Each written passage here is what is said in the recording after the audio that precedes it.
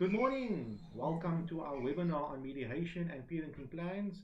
And with me, I have none other than Daniella Mair, our specialist, our expert regarding the psyche, the mind aspect of this. I'm a legal expert. I can deal with the books and the paperwork, but I cannot deal with the mind. Daniella, how are you doing?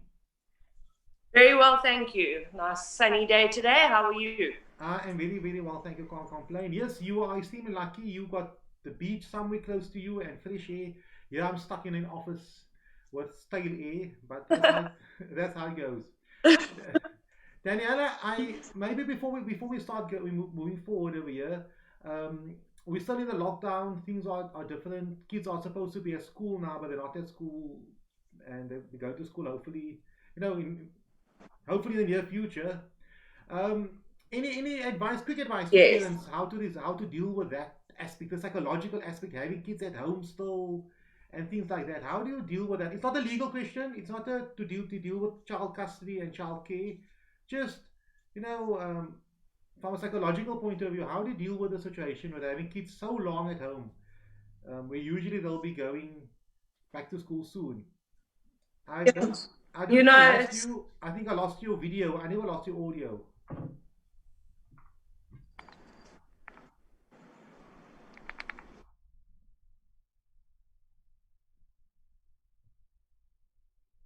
So Danielle, I can't see you. Hopefully I can. I'll be able to hear you.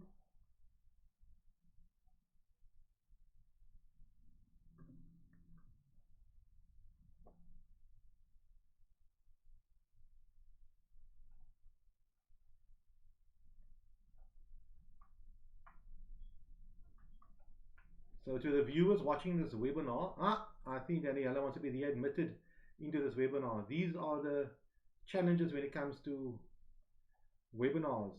So Daniela, hello. there's are three Danielas on this webinar. I think the phone is still on the webinar. I think one of you. Oh, there's a perfect. Now we have two Danielas. One Daniela, sorry. Okay. So Daniela, just to go on the point, from a psychological point of view, I mean, you're a mom as well. Not a legal, not a Mm. care and contact advice. How should parents deal with the situation? Because now kids are very long at home, 2 months plus. What's the advice you have to parents from a psychological point of view? Yeah, I think that what everybody has to realize is that it is new territory. It's not something that we ever expected to ever have to deal with. And while we are trying to maintain our professional careers and our sanity at times, we also have to realize that these are the ones who aren't expected to do much in terms of involvement in the household or anything like that they're dealing with a heck of a lot of struggles as well. And I mean, I'll use my own child for an example. For children to not be able to go out and see their friends, to not sit in a classroom where they are stimulated by a teacher and everything is through screens, it's very difficult for them. And we have to kind of come to the party and give them a little bit of understanding or a little bit of extra love and care and realize that this is not easy and nobody expects you to be perfect. And I think when you realize that you're not expected to teach your children in the same way the teachers would, and that businesses that you deal with will also probably be in a similar situation and will understand that there are difficulties, that you kind of can take a little bit of pressure off yourself and say, at the end of the day, I'm trying the best that I can. Because everybody that we deal with comes from different walks of life. And what I like to say is, although we're not all on the same boat, we're definitely all going through the same storm. And I think there's been huge support across the board from everybody who's having to deal with it. Daniel, thank you very much for that, and I like what you have said over here. We all have to deal with the situation. It's not something that will just go away. It will always be there, and make the best of it. Make life easier for your spouse, for your partner, for your kids, for your family, and we can just venture through the storm. Yes, we're not on the same boat, but we're all in the same storm. Well said. Yes. So, Daniela, let's go into the topic which I want to discuss today with you, all connected to mediation and parenting plans, is the Mm-hmm. tools for interpersonal communications that help with conflict in mediation. It's a very important topic. It goes beyond the law. It deals with actual, mind and getting people to come to the table and resolve the issues. Daniela, can you maybe kick off on that and let's take it from there? Absolutely. So I think that it's very valuable to have these tools, or to at least just be aware of them.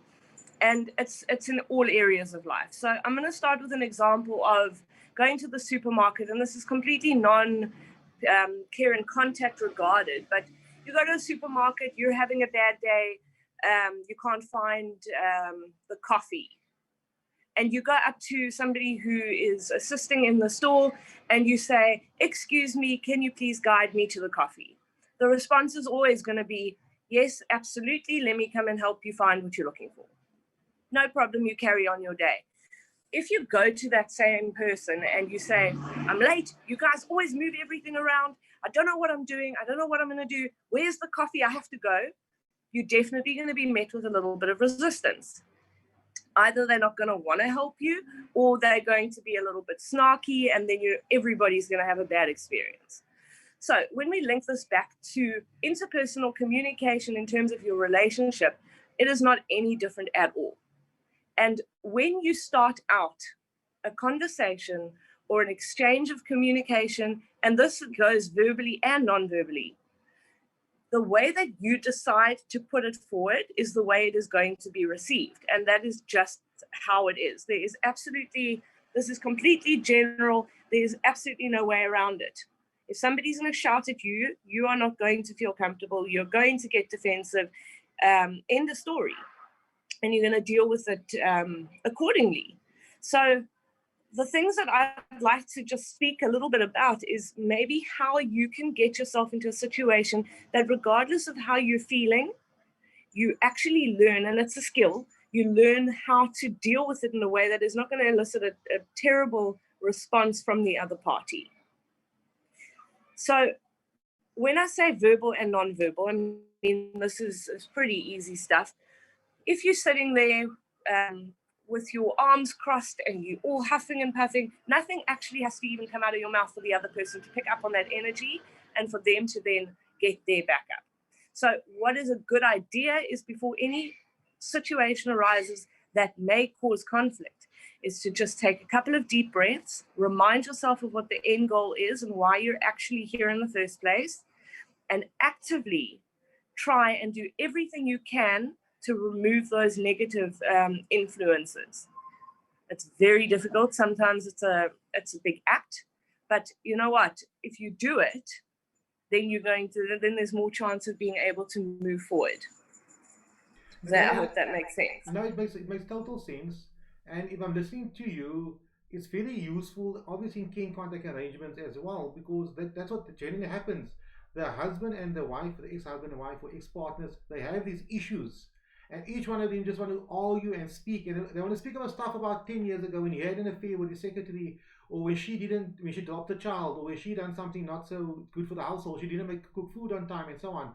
And those issues are just blurring the parties and blocking them from coming to a resolution.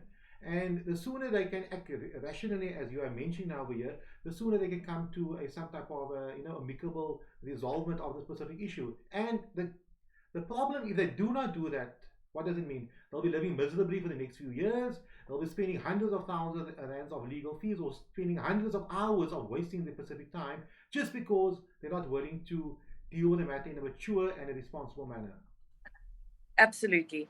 So on that note, I mean, when you look at why people become defensive, or why people feel that they need to act in a certain way to be heard, or, like I like to say all the time, it all boils down to ego. And when ego is not being met, or you feel that it's under attack, then you act out in a negative way. So the first thing I like to start with is Maslow's hierarchy of needs, right? So we've got a pyramid here where the ultimate goal in level 5, the top of the pyramid, is that we're all trying to work towards self-actualization. Before self-actualization, we have to go through 4 other steps in order to work on that. So people need to be able to be in an environment where their safety and their security is not an issue. And let me start again. We need to start at the bottom, which is just your general human need of survival. Survival instincts. This includes everything like having a place to stay, you know, like your absolute raw human survival instincts. Once you feel that you are secure enough that you can survive in this world, we look at aspects including safety and security. And that is having your home to sleep in, having all the things that you need around you. Once we've got those two things figured out, we move up to the next level, which is social. And that is where every social interaction and all the the interpersonal communication and all of that comes in.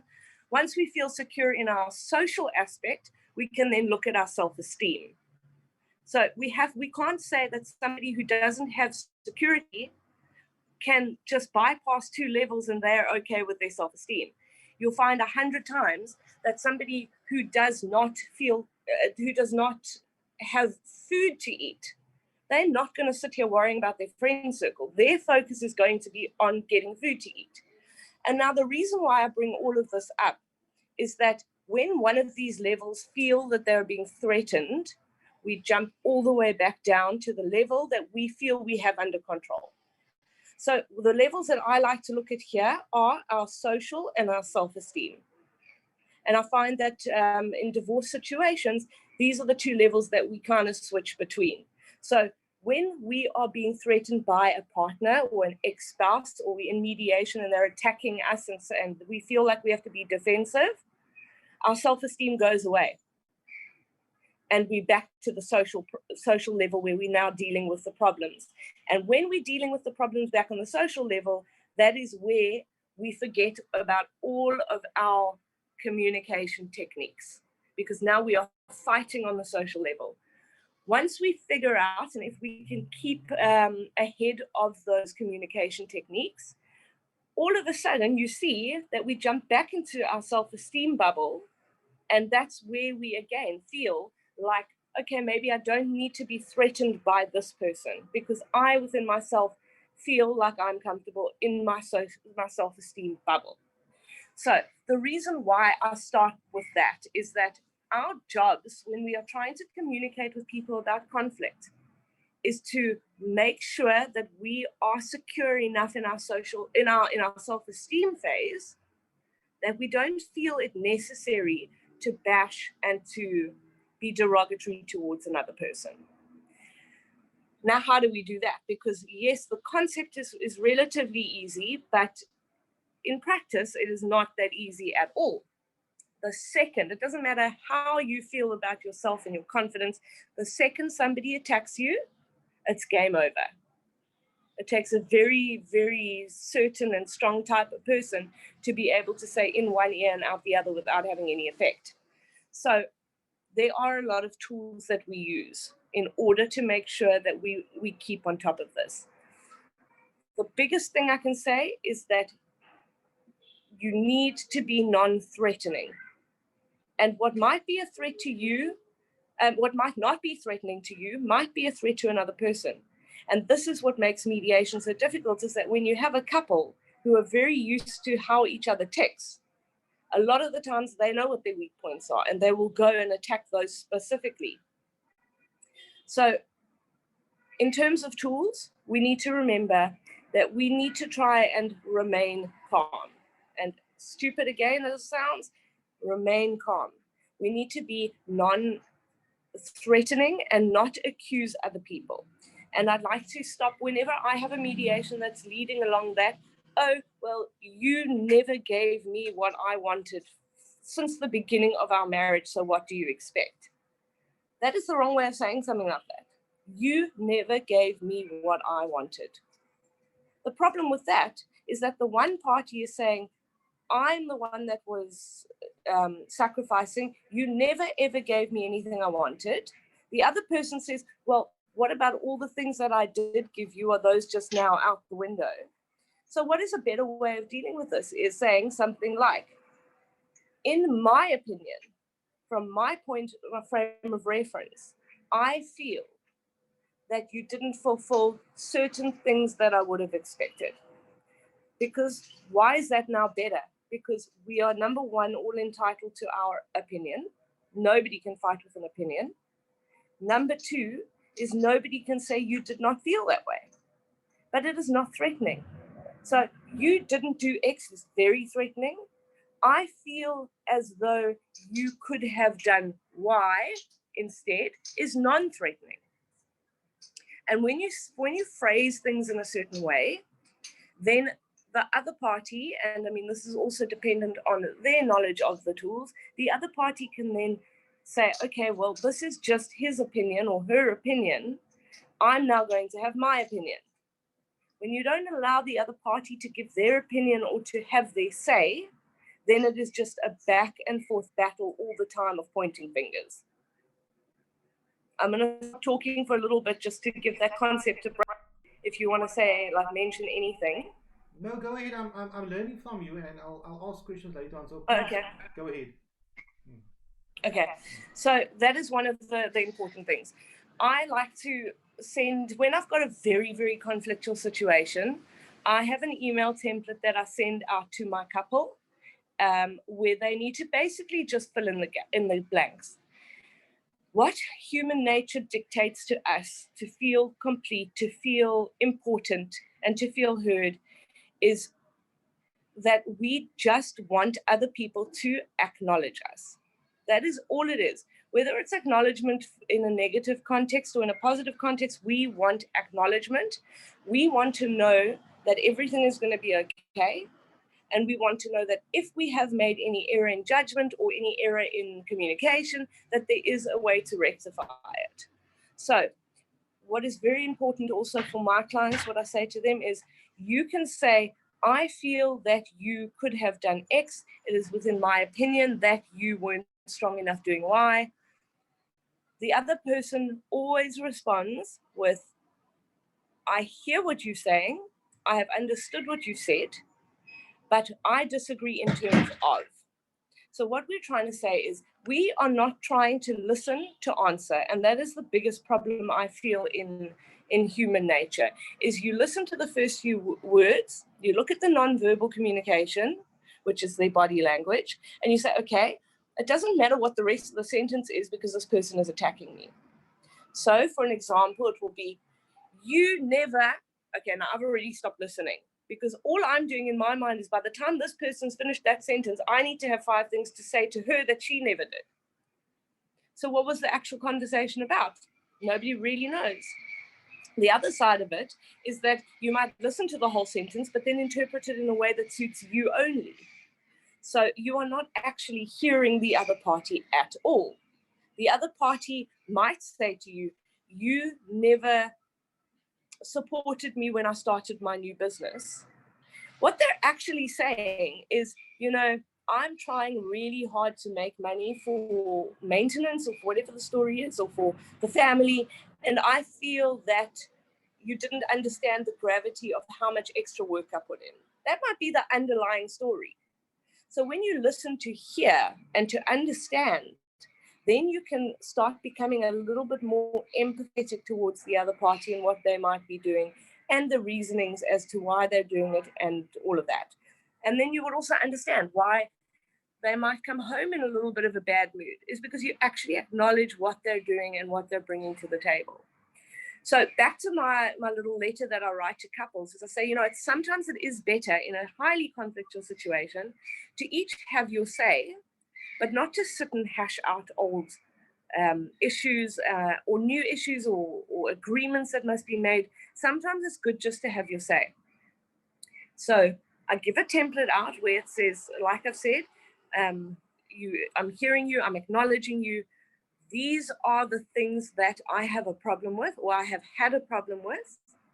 Please understand that these things were problems for me, and I'd be happy to discuss them further.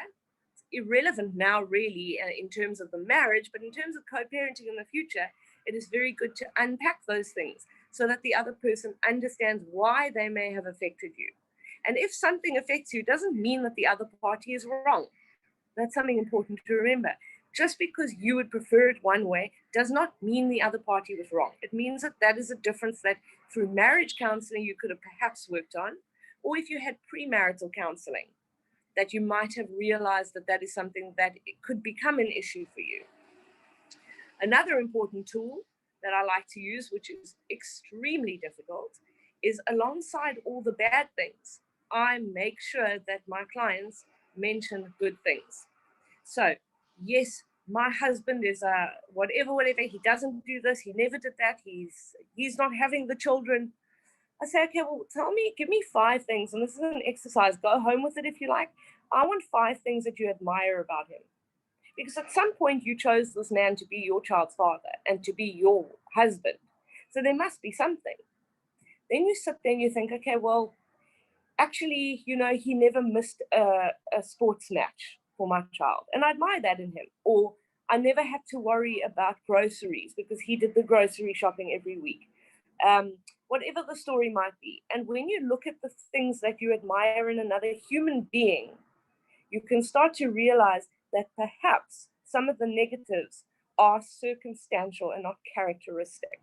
And when you realize that a person is made up of, okay, so we talk about nature versus nurture, they're made up of everything that is like born within them, in their DNA, in their genetics, all of that kind of stuff. And then we also look at nurture, which is the way that these people are brought up, the environment that you're surrounded by, and all of that. And you know what? A lot of the genetic stuff obviously cannot be changed, but a lot of the nurture stuff, which is experiences, what they've learned from past experiences, all of that can be changed, or it can at least be addressed. And there's cognitive behavioral therapy.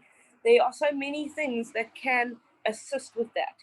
And when you delve deeper into it, you realize that this system and the family system is so much bigger than your little mediation session. I mean that with respect. And this is like why I focus on, and I love ecosystemic family therapy and family systems, is that often all this learned behavior, it forms part of a multi-generational family system. And you realize that your attempt now to change your wife's behavior is a task that you were going to lose before you even started, because we can see patterns of how it goes back into the way she was raised by her parents, how her parents were raised. And this is a learned behavior over 20, 30 years. And then you also kind of realize that further therapy or intervention or whatever is what is required to be able to change it. So all of this basically in a nutshell means we can't judge a book by its cover. Even when you think you know somebody, do you really know them? You cannot judge somebody for running a red light. Maybe they have an emergency that they're trying to get to. You can't judge somebody for not smiling. You don't know what is going on in their lives. And the same thing goes for a tight-knit relationship like a marriage. You don't know what kind of day your husband or your wife had at the office. It is unfair of you to sit there and point fingers and blame without having heard that person out. And that is why open and free communication within any relationship is key. It is key. You need to be able to speak your mind at all times within your own personal frame of reference, so that the other party always knows what's going on and always knows where he or she stands. And with that, I mean, that's the beginning of being able to deal with, firstly, conflictual situations, but being able to nip the conflict in the bud before it even starts. Daniela, if I'm listening to you, you're telling us there are tools available, obviously psychological tools, which you have. I think we lost Daniela's video there. There she again. So Daniela, I'll just repeat that quickly. There are tools available to assist couples to resolve these issues. So if a couple is like medicating yourself, you do not know what medication is out there, what can be used, but there are medication available, and the doctor can prescribe it to you. Therefore, every couple going through any difficulty, any conflict, etc., regarding any specific aspect of their marriage and their relationship, there are professionals out there like yourself that has the necessary training, the necessary skills to assist them in resolving their specific problems. Same with somebody has a psychological problem, a psychiatric problem, etc. There are professionals out there. Same with a medical problem, and you are there to assist them. And I like that. What I like about that about you is, me as an advocate who specializes in litigation, I might think, I can resolve this matter by letting the husband talk and letting the wife talk, and try to mediate and try to umpire the issue. But if a psychologist like yourself is involved in this, you will use those tools which you have learned over the years to make you a psychologist to actually work towards resolving the issue, because it's a bigger issue. It's not only about husband and wife, there are kids involved and there's family involved. So Daniela, thank you very much for that. Sure. So, like, that is. Sorry, please excuse me. Just 1 second. My child is busy on his Zoom. In your bedroom.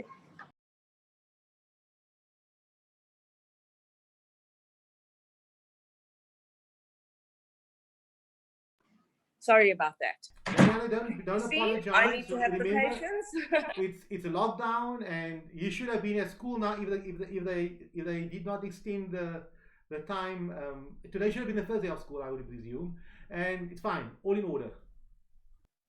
All right. So, yes. So, what is very, like you've said now, seeking the help of a professional to be able to assist with this it could be invaluable.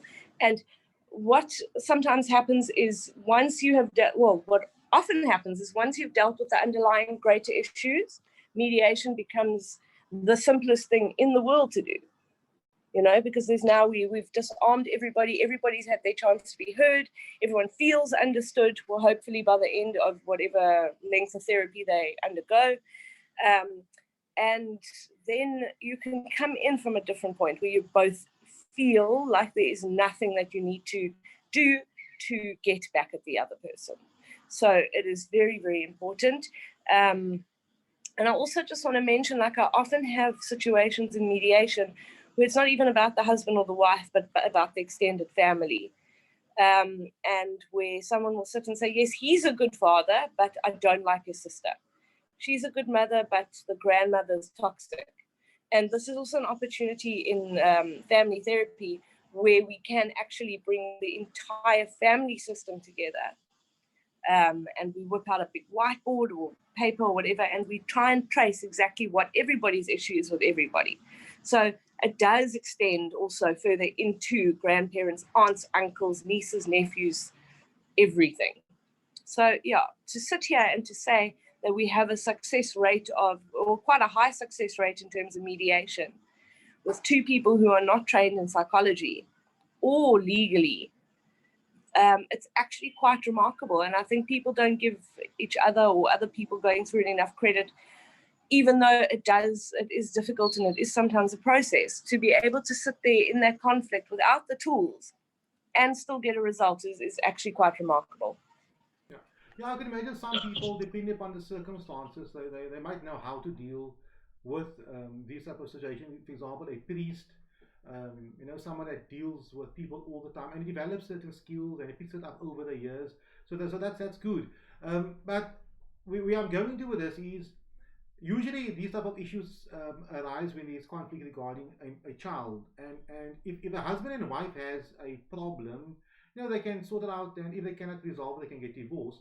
But when there's a child involved, it becomes bigger. It becomes bigger because both parties are now, technically, I'll use a silly term, co-owners of the child.